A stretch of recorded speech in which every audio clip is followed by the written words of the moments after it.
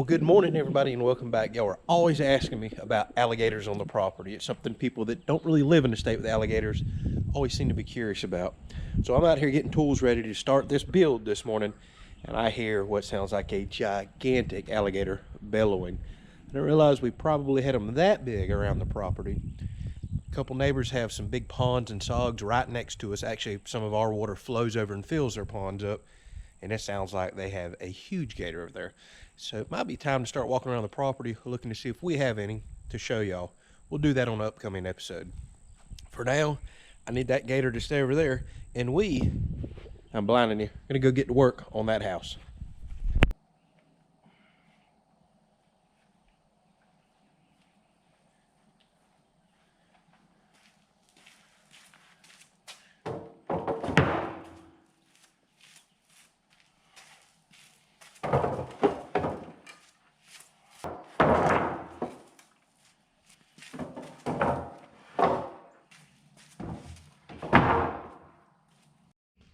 All right, so we're going to try to go over this with a little bit of light that I do have. So taking a quick peek at the plans, just like we did in the last video, we now have this wall built, that one built with a door. We are moving into the kitchen wall. And as you can see, we will have a sink and a window. And it is critical that we get this dead center because we have all these specific size cabinets laid out for this size kitchen. So I want to make for sure the window and sink is dead center where it's supposed to be. Now obviously we already have plumbing down, so that makes it easy, but I do want to check the plumbing to plan to see if we need to modify anything. And you can see this little hash mark right there, maybe you can. Get you some sunlight. Right there, that is showing dead center of the window. So according to plans, I would have to add up 5'3", 9'1", and 10'11" to find that dead center right there. So I'm gonna do that. Double check and make sure the plumber got the plumbing exactly where it's supposed to go, and if that's within an inch or so, we'll call it good and try to center the window up right on that. Now the good thing is, if the plumbing is in the wrong spot by a few inches, we can always run the drain and water lines over and still move the sink. So I want to make for sure this window is exactly where it's supposed to be, so we do not change the layout of the kitchen. Yeah, so we've got some problems. Think we can fix them though, but I am going to ask your advice on one of these things. So it's looking like my plumber read the plans wrong. The plumbing is not in the right spot. I made a mark on the concrete to where it's supposed to be. I've double checked it from both ends of the building. It's exactly 1 foot off that direction.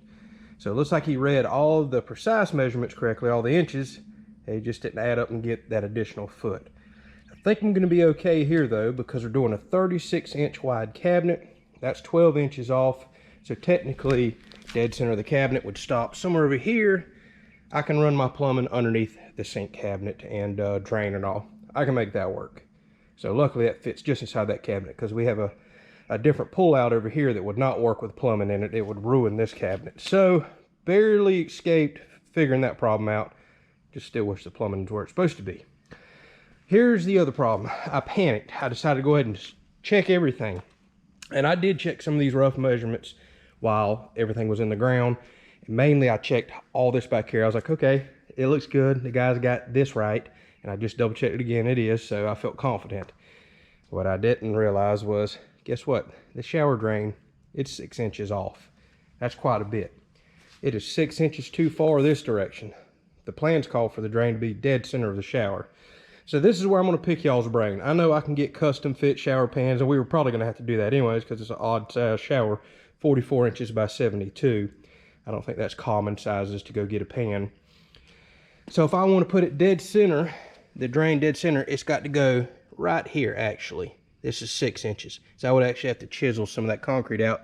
Plus, I think your shower drain bung, whatever that piece is called, I don't know, it's huge. I'd have to chisel quite a bit out. Otherwise I can have an offset shower drain, and I guess this is kind of where I'm asking what you just get somebody to kind of slope the floor a little more, since we're 6 inches deeper this way in the shower now to this.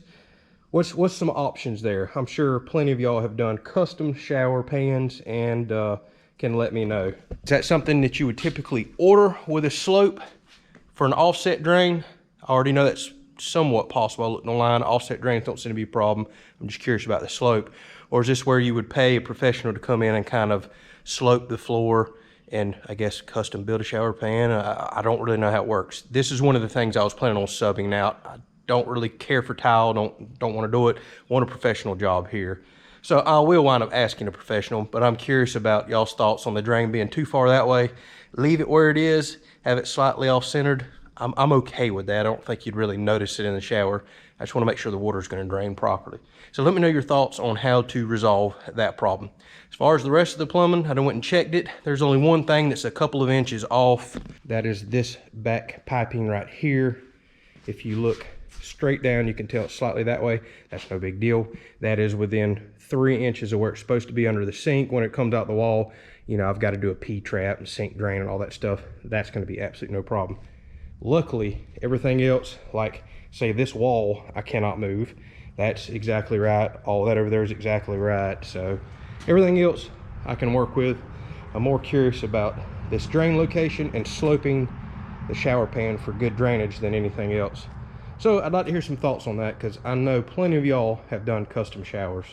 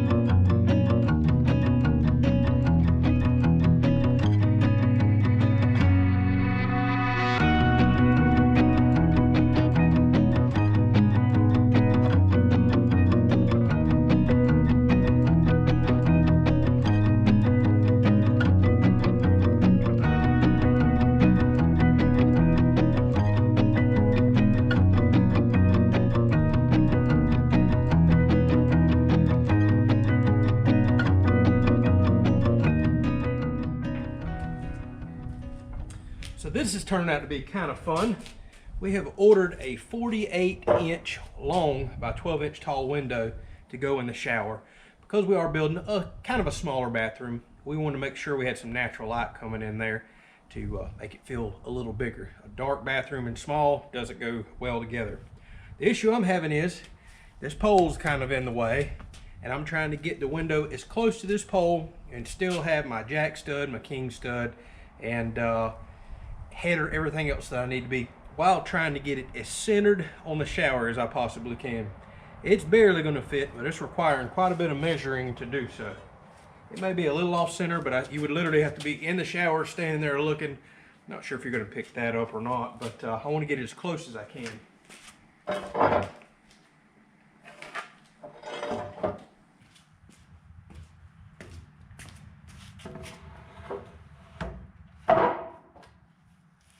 Now here's where it's going to require some serious thought.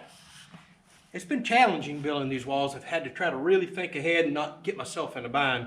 And this is one of those areas where I could.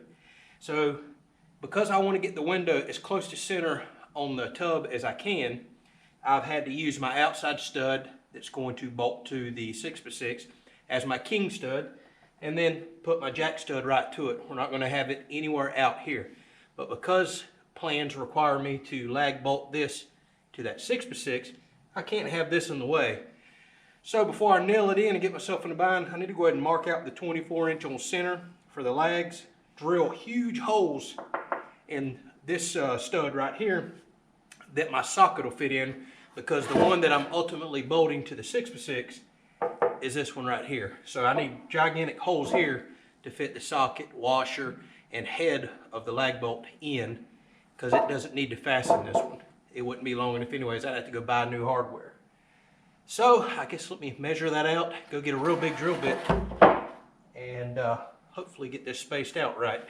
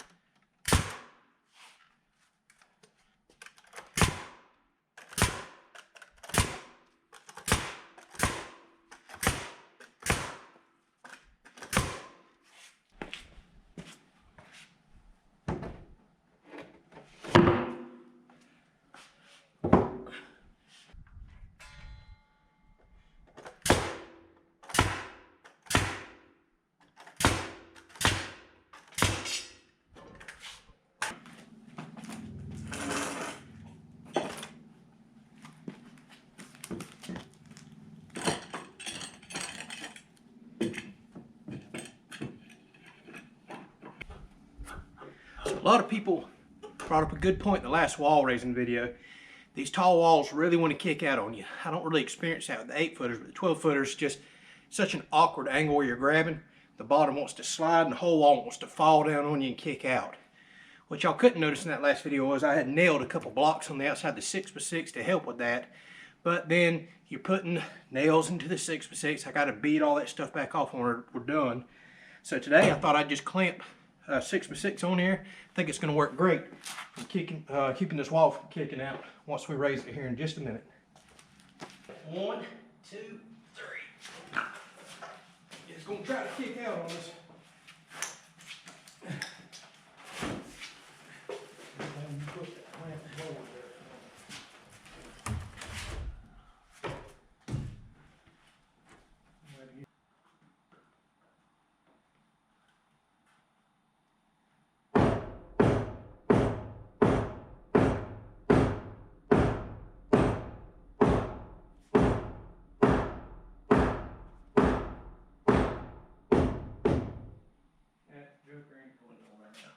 Other than tapping your bottom. Yeah, 1, 2, yeah. Okay.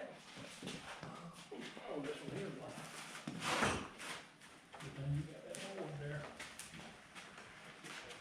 We got to pull you over the end. What's what? Yeah, you pull it back toward you. Okay, that's good. Ready to tight this, huh? Yeah. Thank you, God. Oh, look at that. This one's gonna try to go. Better do a few. It's gonna be off to the inside. 1, 2, go.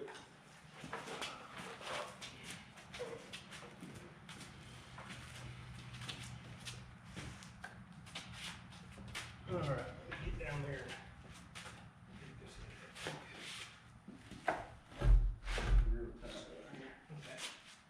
Body on that. That'll work. The ends? Yes. That's how Pete done his. Well, all right, y'all. Hopefully y'all can see this. Maybe there's just enough light left, but we are starting to look like a house now. So the walls are up. I've just got them barely nailed and tacked into place. We are losing too much daylight. It is too late in the afternoon to go ahead and tie everything in. So we're going to catch that on next episode. The next episode will include doing the strapping that I was talking about for the headers. We'll go over that. We're going to get all this leveled up, nailed and bolted into the wall, to the floor. So we have quite a bit of work to do there. And then I still have some more studs to install. Plus, we have one more wall to build too. So that'll be coming up. And then after that, we'll have to come through and start fire blocking out everything. So we do 4-foot blocking as well as 8-foot blocking right here to continue the 8-foot carryover right here. So whenever we want to tie in 4 and 8-foot pieces of OSB later.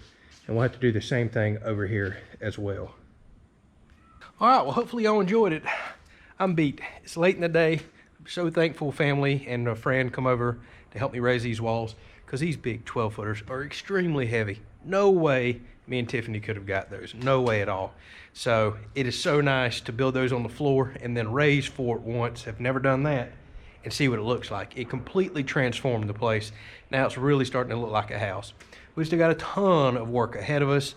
I'm hearing there may be a shortage on a few other things out there, so I've got to make some trips to some big cities, try to go purchase some more stuff, kind of hoard and stack everything. That's just something we're having to deal with this kind of COVID aftermath of all the building supplies. But I'll keep you on the loop on that as we go purchase and pick up more things. Hopefully you enjoyed this episode. The walls are going up, and they're going up quick. We'll catch you on the next video.